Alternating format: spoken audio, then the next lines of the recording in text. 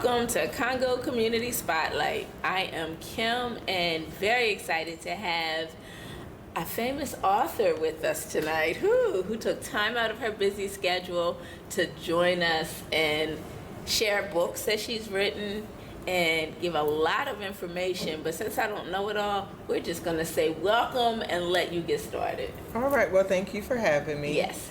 And so my name is Ebony Maddrey, owner and operator of Patchwork Human Services, where we provide outpatient therapy to children and their families right in Claymont. Our offices are actually located inside of the Claymont Community Center. Okay. And so I've been doing therapy for quite some time. I like that. That's been mature here. Yeah. So for quite some time. And I always start out with the story of how my initial trajectory was not therapy. Okay. It was engineering. Wow, that's a big difference, right? A big difference, right? And so I had a full ride to UD for engineering, turned that down. Okay. Ended up at Morgan State, where I began my journey into education and psychology. Okay. Came back home. Ended up going to Del Tech, where I received a degree in early childhood education. Okay. And then as a preschool teacher, I found myself always hanging out before and after classes with my parents. Okay. And I'm like, shoot, I'm going to go back to school for counseling. All right. And I did. And so I've been doing counseling ever since. My background is extensive, and it's hard to kind of capture everything because I just do it, right? I will say in all of my time of being a therapist, the time that I did drug and alcohol counseling was the most liberating and the most rewarding. Not that all my babies aren't rewarding, but it was such a great experience to work with that population because I was able to approach it not from an addict's perspective, but from the perspective of the children and the family. Yes. And so, so that's me in a nutshell. And that is so important. So I picked up on a lot of things. This is me, Kim, and wanting always to encourage. And so I think it's so important because I was talking to a young lady yesterday. Might have been the day before.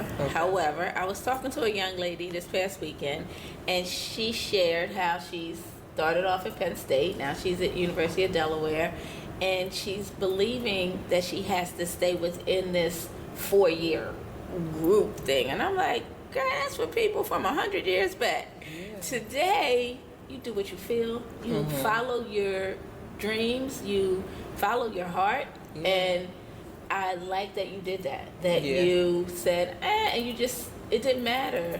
It seemed to at this point from me looking at your story and seeing the map of it all. It's wow, I was here and then I was here and it still wasn't, you know, and so then I did this, and so that's so important. So I hope that's the first takeaway that people get is that, you know, everything isn't always a straight road. It's not. And that's what makes it interesting and fun, and that's how we learn and gather more. So I think that's important as well. And in that while you were on that road is where you found, like, it was an accident more or less. Yeah, you know, you I just talking into it. And suddenly you're, hey, wait a minute, this is what I do. And I think people need to pay attention to that, like what you do all the time and what is just natural to you is where you and what you enjoy at the same time. As I'm trying to tell people, you want to have some fun in this lifetime. And everybody's idea of fun is different. So how you were rewarded that way, I can say the same at the funeral home and being able to, and I work with an AIDS ministry at Beautiful Gates, actually, and I told at that particular time I wanted to work with the children affected because it seemed that everyone was kind of focused on the people themselves, and at the funeral home I found children who were affected. Like, we see the loss of that loved one, but somehow we miss these people who are here angry because this person passed first and that person gave it, and you know, all of these things building up. And what needing someone to talk to who can relate or who can take it from their perspective and not just, see it that one way. So that was key for me in that side of it as a starting point. I know there's a lot here and a lot happening, especially with your books, because they are so diverse and so amazing. Sometimes you see people tell stories and not nice, it seems like it seems the same story, but sometimes it seems like the same story more or less. And so I'm going to ask you to share your books next, because I think it's really cool how you have taken 3 totally different concepts and addressed everything, and so it really seems like it can touch the world to me. But thank you. Yes. Well, I mean, and even before jumping into the books, though, like you said, when people find what they enjoy, I think the biggest thing too to piggyback off of that is attaching your purpose to your why, right? So it's like, okay, this thing feels good to me and I really like it, but what is your why? Like, why do you continue to show up to help this particular population? Why do you continue to still enjoy it? Because there are a lot of people doing work that they do not enjoy. Exactly. Right? And so my why is that growing up, I experienced a ton of trauma, right? And so when we were younger, and a lot of people can attest to the fact that culturally, therapy was not something that we considered. It was what happens in this house stays in this house. We're going to take it to the church and leave it at the altar. That's it. That's all you were allowed to do. And just think about people like me whose parents didn't go to church. Whole nother ball game, right? They sent me to church. They sent me down to Community Presbyterian because we lived in Oakmont at the time when I was growing up. But it wasn't a family church going situation. I always teach people think I'm joking these days, and I'm like, we're all together at church on Congo Day. We got one day a year in November that we're all together in church. And other than that, family dynamics don't always lend themselves to what the world says is okay. So, we have to redefine some of those things. Exactly. And know that it's cool. It's cool and it's okay. and we've been talking a lot about people being able to parent from the capacity that they have to parent, right? And I think as we continue to evolve and get older, we can have that grace for our parents to say, you know what, they did the best that they could, or they did what they thought was best for us, right? And then here we come, and we kind of shake it up just a little bit, and then the hope is that our kids will shake it up a lot, and it will just keep progressing over the years. And so, but the why is that I experienced a ton of trauma. I did not have an outlet to talk about it. I had my cousins, and that's who I talked about it with, right? But I never wanted kids to feel like they had to deal with things on their own. Right. And so that's what keeps me motivated. That's what keeps me going. And you mentioned family dynamics, right? And so I'll start with the book, Let's Talk Families. Okay. And Let's Talk Families is just about that. It is about family dynamics and how some families are alike and some families are different, and it's okay, right? And that family isn't always blood, right? But important in helping young people to understand, like, what are the ingredients that you need for a family or to be considered a part of a family. So this book was birthed many years ago with clients that I worked with when I worked in community health. Okay. And what I was seeing back then was a lot of clients coming in, family structures were changing due to different things, whether it be death or addiction or homelessness, like a lot of different things kind of played into it. And so we would make worksheets in our sessions. And so this book is comprised of various vignettes that different children would talk about. And we wanted it initially when Let's Talk Families came about. Every kid was to be their own illustrator, right? Pretty cool. And so the pages were blank. Okay. It only had words on it. Okay. Fast forward to 2024, I'm working with a young lady who's super duper shy, and I'm like, we got to pull you out of that. She went to school, got a degree, and art and design. I might be messing up the title of her degree, but I'm gonna say art and design. And so I challenged her. I said, I have this project that I've been kind of sitting on for a while. I was going to do something else with it, but would you like to illustrate it for me? Oh, isn't that nice? And so I gave her the idea. I gave her all of the vignettes, and she came up with this beautiful book. Yes. And so that's Let's Talk Families, right? And I think that it's something for everybody in it. I Yes. think that it's a great conversation starter for parents with their kids. I think that for educators to normalize different family setups in their classroom, this would be a Right. great addition to the bookshelf in every class. Yes. And so as a result, we are doing a family fun fair Okay. with Let's Talk Families to do the release of the book, and that will be held on September 14th right here at the Wilmington Library on 34th and Market. That is wonderful. Congratulations. Yeah, thank you. And I did get to kind of look through the book a little bit, and it was really cool to see and acknowledge that each family is different, you know? So what is family for me may not be family for even you or the next person or my neighbor or my classmate, the person sitting next to me. And I think that it becomes hard to navigate through in a child's perspective because we can't figure it out, you know? And so how then do they explain or do they feel? Because when we see stuff on TV a lot, you know, it's always one way. So everybody kind of thinks, okay, this is what it's supposed to be. And we're wondering, I'm like, why is this child watching all of these, what I'm calling crazy, sad, like, anime looking things? Like, what the heck is going on here? Is something going on? Like, can you tell? But then, you know, putting it into perspective, well, you know, it's a lot happening, you know, in the lives. And so, and people are people. I don't think they always mean to hurt or to say things that may be hurtful or may confuse. I always tease, so I have grandchildren that are very fair, right? Okay. So I have fair. They had a day at school, right? And my brother went to the classroom first this year because, you know, we're all going to say hi. She said after he left, they asked her if she was adopted. Oh, my. Oh. So I don't think they, you know, meant anything by it per se.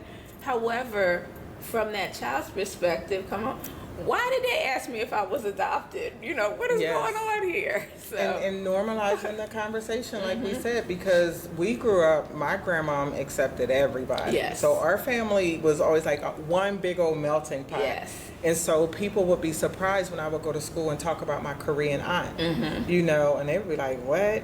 Or if I would go to school and speak on my white cousin, you know, and they're like, girl. And I'm like, no, that's my aunt. Like, we eat kimchi and da-da-da-da.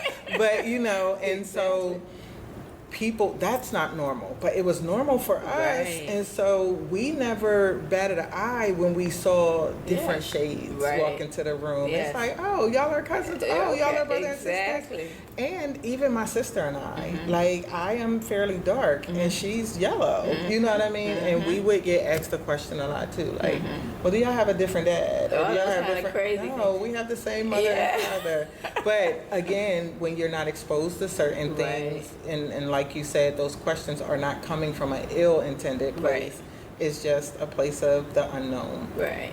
And it's good to have something, a tool to help the children understand. Because as parents, we don't have all the vocabulary and the tools. We need a whole toolbox, let me tell you, because what? Huh? They said, you know, that threw me back, and, you know, then I had to, you know, kind of navigate through. You get accustomed kind of to people looking at you, because first, you know, it's just natural. We're going and you notice people are, oh, they're looking at us, they don't know, but you know, and so it comes, and it's fine.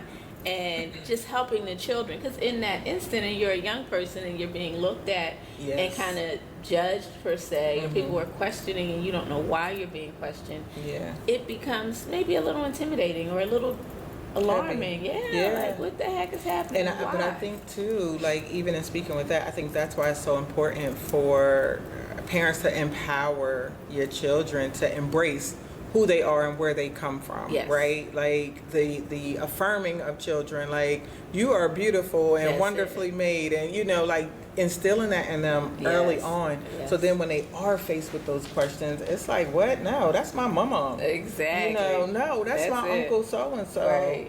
What I am Proudly black, or and I am boldly. mixed, Yes, you know, whatever the it case is, that's may be. it. Proudly Embrace and all boldly. of That's it. right. Yes. Yes. Yeah. And so that's what I like peeping through there very quickly Yeah. to see. Oh, there are all different types of family structures in this Yeah, book, and definitely. it is, I would say, a great tool.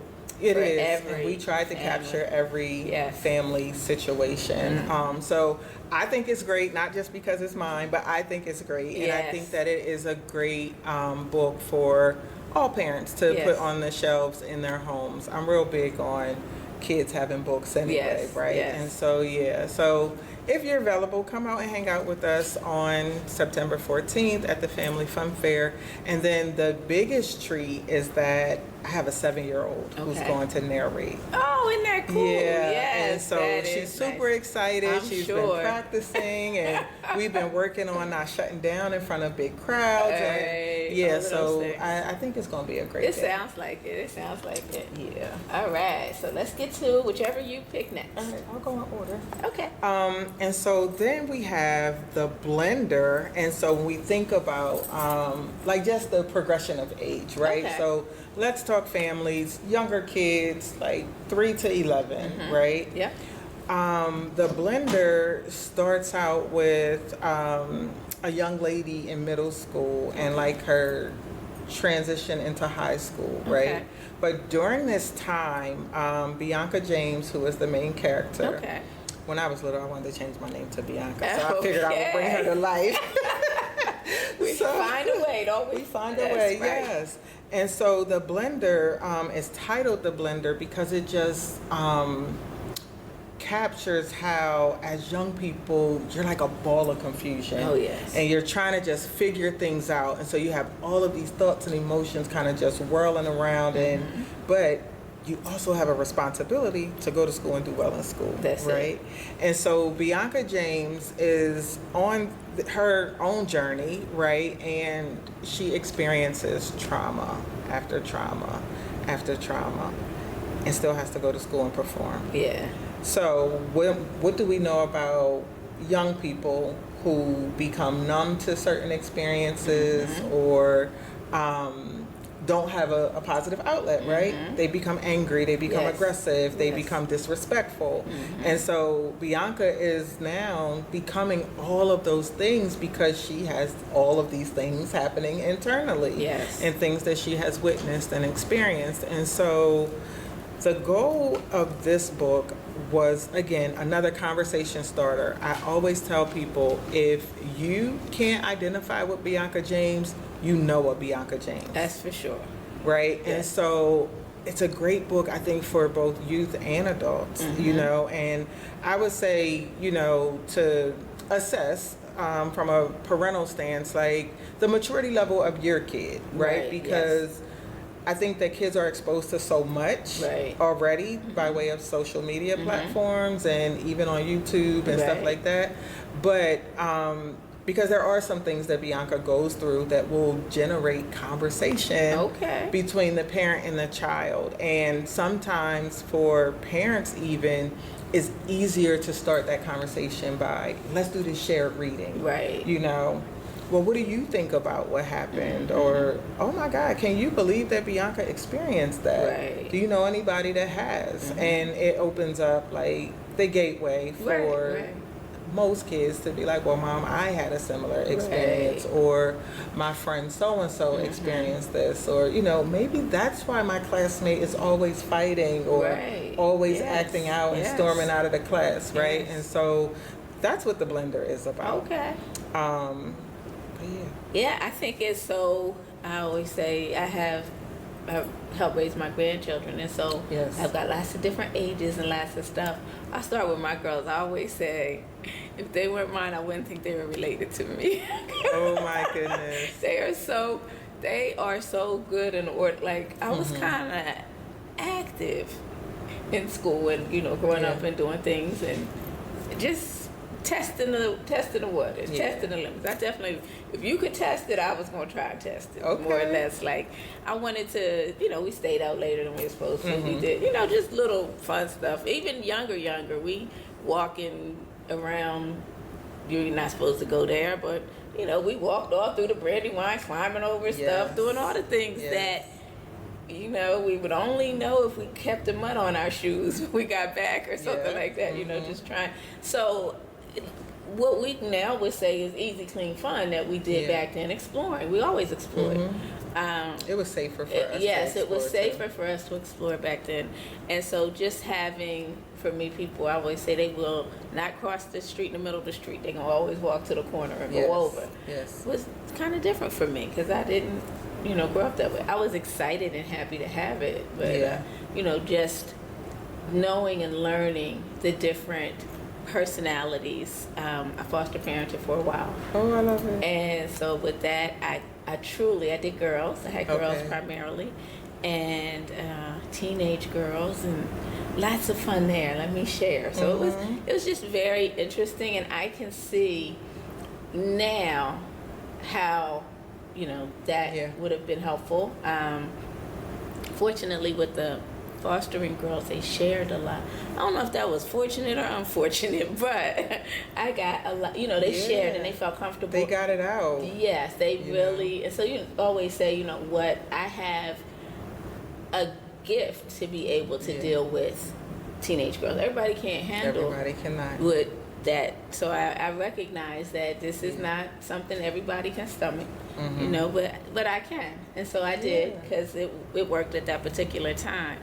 And I think that today I do different books, and I make it like a little book club with my kids. Awesome. And so that we can share, and it's we'll do it a Sunday afternoon or something like that, or every other Sunday, whatever it is that fits or works. But so that we are still finding the time that we are focused and communicating with each other. Yeah. So we don't do that in families anymore. We're just I know, we have to get back to the root of it. Yes, and so I can see that being something that would be very helpful in understanding and helping them share. Because it's harder for my granddaughters who aren't as straight as my kids, as my girls, to know what to share or how to share. That it's okay to tell them. When do you believe them? And, all of those kind of things. And then you feel bad because they told you something I did. And I was like, she got to be making that up. Yeah. It was true. Like, my gosh. So, and I think that's the biggest thing, too, right? Always offering up that space for them to get it out. Even if you don't have the answers in that moment. Right. But for them to at least get it out, and then you can process it behind closed doors. Right.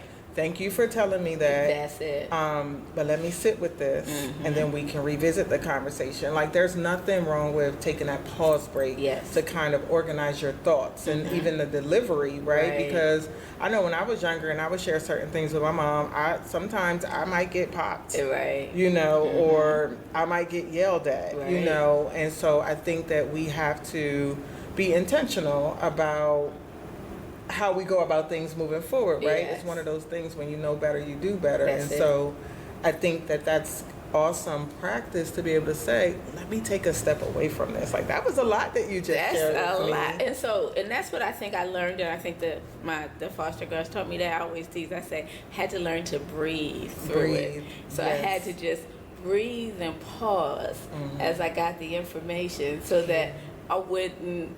So first of all, I didn't want to show on my face that if I was astonished with whatever I was hearing, or I was just, whatever it was, I wanted to just breathe through it so that they would feel comfortable sharing. I felt it was important that we get that information, and how could I help them be safe if they couldn't talk to me, right? Exactly. So I had to. So that was a really big lesson for me in that breathing. So I would take a breath and hold it, and let the story finish, because sometimes it was a lot more, so that I wouldn't show those reactions that were in my mind. My mind was probably spinning because I was like, whoa. Yeah. But, so it was really a great thing. And I think that's important that we understand as the person who's blessed enough to be the one trusted with the information. Yeah. That we must accept that blessing and recognize that it's hard to share something with somebody. And think about that, trusting them like that and opening up and all of those things and not worry about being judged. So, in therapy, one of the things that we really are gung-ho about is like just really taking a non-judgmental stance, right? Yes. And so praising them. That was really brave of you to share that with me. Or thank you so much for allowing me to be a part of, you releasing this information. So I think that type of validation too, that's right? Good to know. And while we're talking about girls, I do believe that the blender is also a great read for boys. Right? Because I think that it helps them think about that middle school transition. Everybody's about to start dating, right? And so they are like leaning more into like these different types of relationships. And so it helps to bridge that gap of understanding as well. And so while it could be a Bianca James that they are trying to make their girlfriend. It could be a Bianca James that they see in their sister, right? Like, why is my sister always acting like that? But again, just an awesome conversational piece for both boys, girls, and parents collectively, you know. And I always challenge the families that I work with, like, if y'all don't sit down at dinner or y'all don't sit down and have these opportunities to exchange information, throw a book in the middle. Exchange reading, right? Like, okay, I'll read 3 pages, you read 3 pages, and we do like a round robin with a particular book, right? So it doesn't have to be costly, right? So everybody doesn't need their own copy, but it brings us together. It gives us the opportunity to kind of see where our kids are. It gives our kids the opportunities to see, okay, well, if mom or dad said this about what we just read, maybe if I tell them that then it won't be as bad as I thought, because we create the narrative in our mind that either the kids can't handle it or the adults can't handle it. Somebody. So that's great. So that's the blender. And this is my baby. I think that because it's pink and it's a girl on the front, like, boys kind of shy away from it. But again, I think if we can normalize putting certain things in the hands of our kids, definitely, then and I think that's so important as well. Just what comes with that acceptance, because I had a daughter who would not touch a doll baby. The doll's okay. And I gave my son a doll. And for my brother and my dad, that was not okay. But my son had a doll. I was like, he might be a good dad. Like, come on, how am I going to teach him he won't be a dad if he never? And as it turns out, he's a great dad. So look at that. When I taught preschool, it's so funny you said that. When I taught preschool, I had a young kid in my class. Preschool is 3, 4, 5, right? So I had this young man in my class, and he loved to go into the dress-up area. He would go into the dress-up area, he would get in there, and he would start shouting and like putting things on. And one day his auntie, who was young, came in and saw him acting out in this way, right? But it was play. And she was so angry and upset. The whole family came up there to approach me. And I'm like, he's going to grow up and be a nurturer. He's going to grow up and be an awesome man, because he's in tune with that part of himself, right? But then I had them all look around. It was a bunch of women at the table. And I'm like, he looks up to each of you. And that's why he would go into this area and play, and he would take on these different roles, because that's who he was around. What he saw. And it was perfectly fine. He's fine. Right. And I mean, and again, in today's world, like, how do you define what it is. It's just what makes them happy. So it's really important. And I guess on the funeral home side of that, we have to acknowledge that Black teen suicide has increased. It has. And we never, back in early days, it just wasn't there. And we have to allow that acceptance. We have to give that love, because otherwise, that alternative is just too much for any of us to handle. So it is important to just accept and love and enjoy. And enjoy the time that you have with your babies, right? Because it's just that. It's, encouraging the kids, I'm going to love you no matter what. That's it. Because if you come out to the people who are supposed to love you, and then they don't, you're already going to have a hard enough time in the world, right? So it's like, no, listen, this is my son, this is my daughter. I am going to embrace whatever decision you make, as long as you do it respectfully and in a manner in which you don't have any regrets, because this is your journey. And I think sometimes as parents we lose sight of that. And it's like we try so hard to hold on to them and let them but once they reach a certain age, they're going to take it on for themselves. And I would much rather for families to have their loved ones than to lose them prematurely and have to make calls to you guys to say, hey, we need to make these arrangements. And it is about that acceptance and that love, and that is unconditional. It's not based on who, what, where, regardless. And I remember that was a part of the training when you're becoming a foster parent, understanding that honeymoon period. When it was that you're going to get something after this little honeymoon period. So they have to fill you out. It's going to come in nice, right? And then you might get any daggone thing coming through. And just accepting and making sure that people didn't feel like you were going to throw them away if they didn't meet a certain standard. I was going to say, going back to that safe space that you talked about. So I used to do emotional support learning in the emotional support classroom. And I had this one young lady, maybe she's one of the ones that still has cable, so I hope she watches, right? And and we'll be on YouTube with this. Okay, so I'm going to send it to her, because I really, we talk about this story openly, and I love her to pieces. But when she was a young girl in this emotional support classroom, she was angry at everything, right? And she needed the consistency. This one particular day, this young lady challenged me to fight, y'all. All right. I said, oh my goodness, little miss, right? She starts putting her hair up in a bun, like she's doing a stance, and I'm just saying, oh my God, I said, I wish you would, right? But I'm just like, girl. And so in the emotional support classrooms, we had a separate room called the quiet room.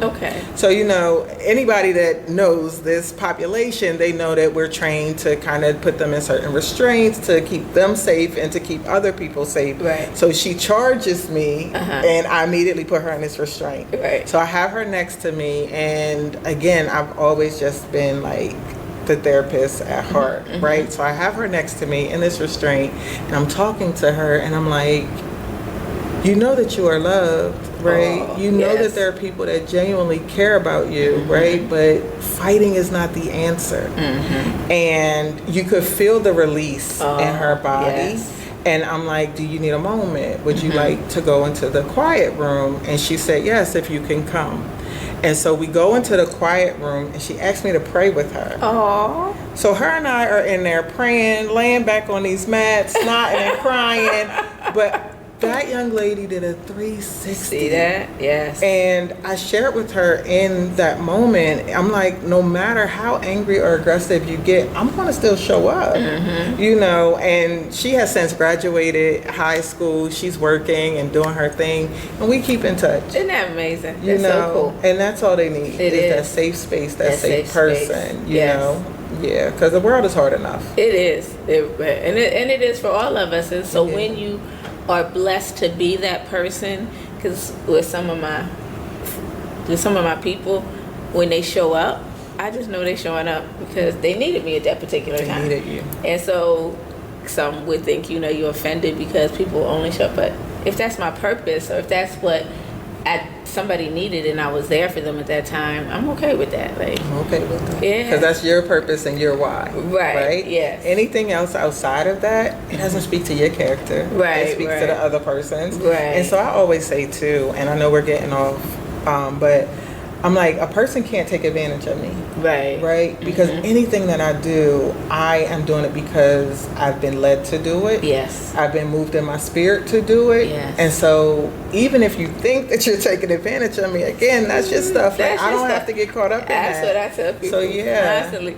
I'm not responsible for your untruths. No. I can believe what you're saying, and sometimes my spirit may say, but I'm not going to challenge you on it. Yeah. Because guess what? You're responsible for your truth. Yeah. So be responsible for your truth, and I'm all right with it, because you got to live with that madness. You have to live with it. Yeah. So that's important. All right. Now to the next one. Ooh. So the last one is the clinic.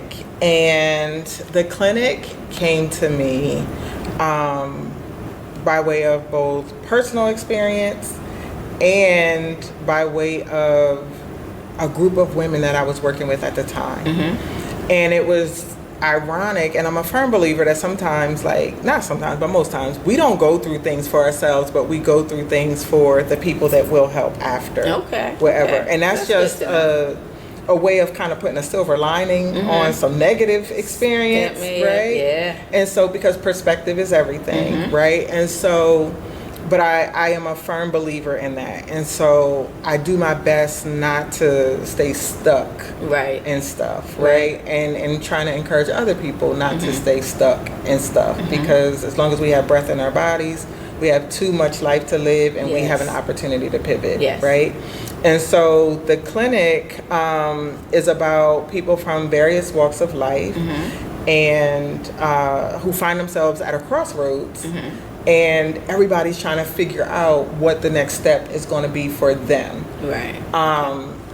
But you look around the room and you see, like, nobody else in this room is like me. And I am not like anybody else in the room, right? But we're all here for the same thing. Wow. Now that's very powerful right there. Yes. And it applies to so many different things in life. And so it really goes back to that non-judgmental stance that I was talking about, because you might judge somebody for something today and find yourself in the same predicament tomorrow. You know, definitely. And so that's I truly believe in that one, because I'm like, don't say that out loud with me, because it's coming. Yes. You're gonna come back. Yes. So I'm very careful with my words, because I truly believe that we should be. We should be. And once you say it, you can't take it back. That's it. You know. That's it. And that's important. And so so that's what the clinic is about. The particular crossroads. Yes. I don't know how far in you want me to go with it, but it is just about, like, not casting judgment, and again, how you can be from any walk of life and find yourself in a situation that you may have judged another person for being in. Right. And I think that it's important to go into it a little, because so many people are faced with it. And it's not anything that is okay to talk about. Like, it is not allowed. Where is the safe space to have this talk? And especially in today's world, there's no safe place where you can let people find something to help comfort themselves. Like, this is a time when you again, it's so many confusing thoughts and feelings and everything in there, whether you are there experiencing, or whether you are that support person afterwards, or whether you are the person going to, like, taking somebody. I mean, there's just so much. Like, what is the conversation? Like, again, what is the conversation when we come home? What is the conversation? It is a really tough space to be in. It is. And I feel that people suffer for a very long time because there's never a safe place to really discuss it openly. And therefore, we see things. I always say that with funerals, that when people don't get through all of the things, all of the stages that they need to go through at funerals, or they don't get to experience or kind of get back to acceptance however they may. If you get stuck in anger, you can see somebody who's been angry for like 20 years, but when did they first get mad? When? So-and-so get into the passed and that something happened and they've been mad ever since. And at some point they will, and it has to happen whether it happens the second month or the 20th year. You have to get through whatever point it is. And so I think I think that's really important with everything that happens. So this is another one of those, and I just think they're so similar. I guess everything in life that you go through, as you're saying, is that. But with most situations, it's okay to express and talk. There's no stigma per se. Like, it's okay to have or be anywhere in today's world, except at the clinic. Except at the clinic, right? You can be anywhere else. Right. So, I mean, you all may have figured out by now that the clinic that we are referring to is not the methadone clinic. Nah. It is not the Porter Center clinic. Nope. Right? Nope. But it's the abortion clinic. Yes. And part of the push to write this book as well was that it is such a forbidden topic. Yes. You know, and it is so taboo, and then the shame that goes along with it if you ever find yourself in a position, you know, to have to experience this, the shame that comes with it, the quiet, the secret, the every single thing. Hold on, the secret that everybody knows, because it's not a single person that don't know what's going on, but can't nobody talk about it. And so that person can't release it, and if you have not taken someone, been there for support, had that experience yourself, you have lived somewhere where you never come in contact with people. Yeah. Because in real life, this happens, and so I'm going to challenge you. You have to write another book. Okay. Because I need the male side of it all. So yes, it is in here. Look, I gotta get your book. Yeah. So listen. So the clinic is comprised of, again, because the way that my writing process is, you know, I think about it from a therapeutic position. I think about it from a familial position and just the impact that different things have on different people.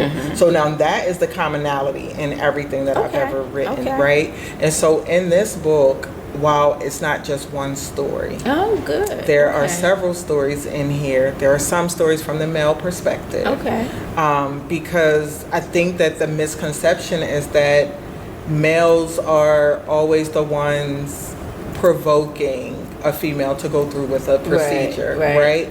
But there are times where it's the female and they're like, I'm not ready for this, and I don't care what you're talking about. And think about it, we're in this political climate of men wanting to tell women what to do with their bodies and putting bills in place and all that. Now, I'm not a politician, I don't profess to be one, but I know that it's all over the place, right? And so this book is for men just as much as it is for women. That's great. There are stories in here from a parental stance, right? Like, think about, and especially back in the day, right? Like, parents are like, you're not having that baby. Right. You're not, you won't do that, and not, you have a future, you have, you know, whatever. And so they decide for their child, you know, and so there's a little something for everybody. Well, that's good to know. So and I can see that being something that I would want young men to read. Absolutely. Yeah, I would want my son, young, to see and feel. Yes. Because I think understanding and being safe and paying attention and you know, knowing consequences. Sometimes we don't get full understanding of what consequences there are and the impact that they may have on someone. So I could see myself wanting to make this a must read for a young man, or us, you know, kind of going around, as you said, shared, and being able to discuss, because a lot of times we think it is, you know, this is something that we would only talk to girls about or young women. However, again, it should be. It definitely takes two to tango. And I also think that the educational aspect of it and the need to promote empathy and compassion, right? But then also just really holding space or equipping people, like, okay, if you have this experience or you go through with this emotionally, here's a list of things that you may experience afterwards, right? Because people don't talk about the depression that comes with it. People don't talk about like the adjustment disorders that come with it, or you know what I mean? So like it's so many different ways to kind of use this book. I believe that this is a powerful tool as well. And you spoke about having a toolbox earlier. That's it. And I am just always on a quest to help people fill up their toolboxes. Yes. So. And I think that is perfect. So you've done we've prepared young people with your, to me, as I see, I think we've prepared young people and we've prepared parents who need to pay attention. You know, sometimes I think, and this is every single parent, because sometimes we think we're in a space where, oh, well, that would never, you know, and as soon as you say it, bam, it's knocking at your door, or, you know, somehow it's coming to you. So I think it really is important that we talk about it, and that we make it okay to talk about it. And I think it's cool for the guys too with these, because of the emotion that they're not allowed to show. You know, so I think that being able to be in spaces where we can talk about emotion and let young men and boys and every male person know you have emotions too. You know, so listen, so I also do some social emotional learning, like groups and workshops, and I've had the opportunity to partner and to do things with Nativity Prep, which is an all-boys school, right? Yes. And so the thing that I love about Nativity is that the principal and the president have come together and they have acknowledged exactly what you said. It's important for young boys to be able to tap into their emotions and to normalize tapping into those emotions. And I shared an example of one of our sessions and how it just really brings me so much of that black boy joy, that brown boy joy, right? Because the population is mixed, you know, and they will come in. And sometimes the boys will like lay in the floor with their hands covering like their foreheads, and tears might come. Or they might just get down and lay down and like just talk. And they're like, and Miss Ebony, and this happened, and Miss Ebony, and Miss Ebony, and Miss Ebony. And they're getting it all out because again, we've created a safe space for them to be able to come in and to be expressive, just as much as the girls. Yes. We're human. We're all.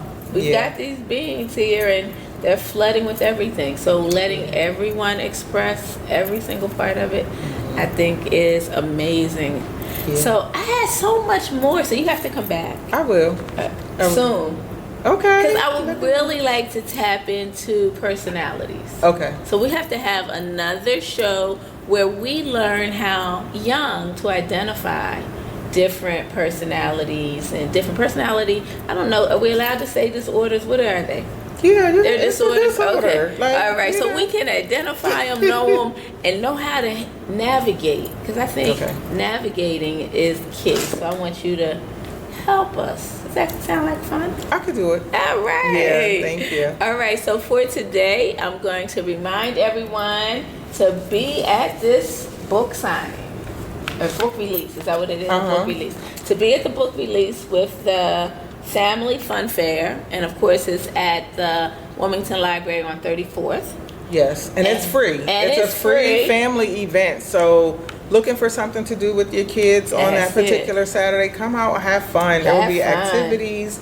Vendors, so we are looking for more young vendors, vendors in general, but I would really love to see like the place to be filled with young entrepreneurs. Woohoo, let's do it. Food trucks, snow cone trucks, like anything that, you know, is kid friendly or family friendly, you know, again, just come out and hang out with us. And so the event is listed on Eventbrite, and that's just for us to be able to kind of capture numbers.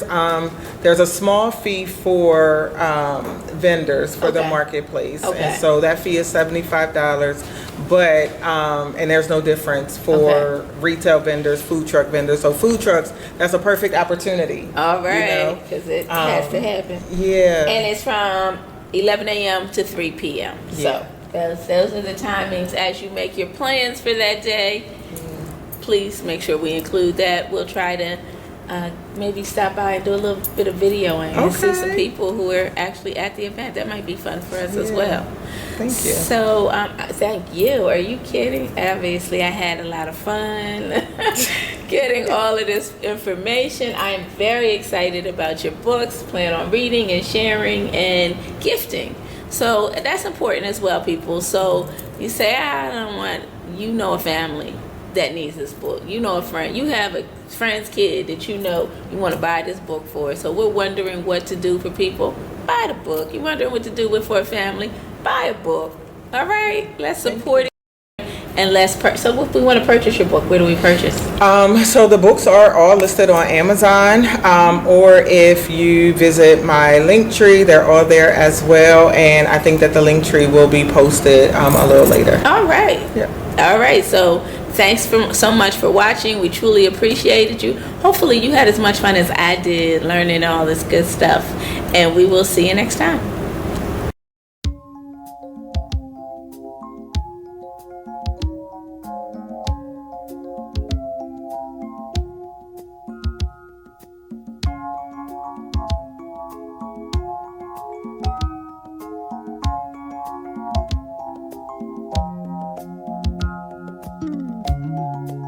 Hi, I'm Kim, and I am a part of the Congo Funeral Home team.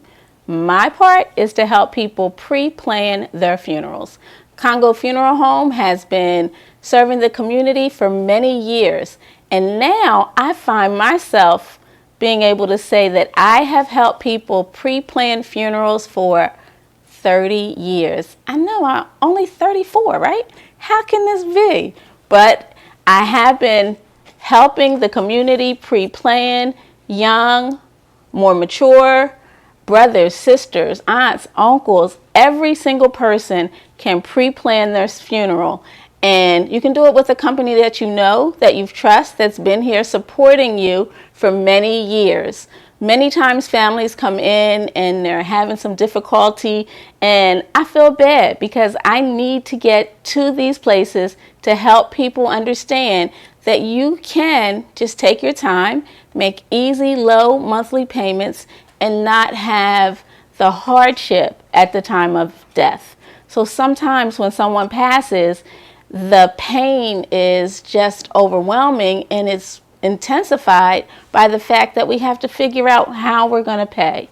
Well, we at Congo Funeral Home want to support you in every way possible, also by giving you options to prepay your funeral.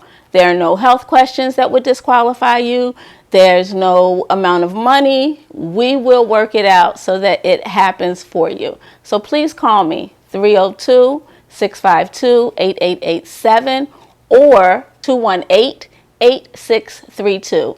And I want you to know that I'm available to come talk to your church group, your community group, just your family if you like, because it's important that we get this information out to as many people as possible so we can help everyone feel the peace that some of us feel once we know that we're securely covered. So please give me a call and I will help.